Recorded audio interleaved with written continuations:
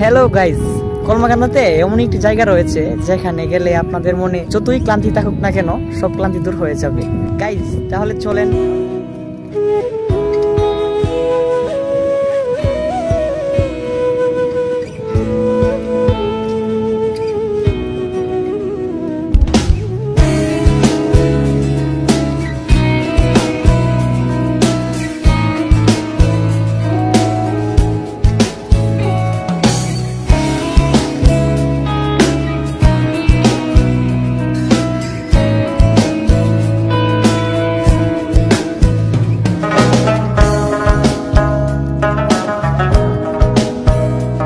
Finally আমরা চলে আসলাম কলমাকান্দার সেই সুন্দরতম জায়গায়।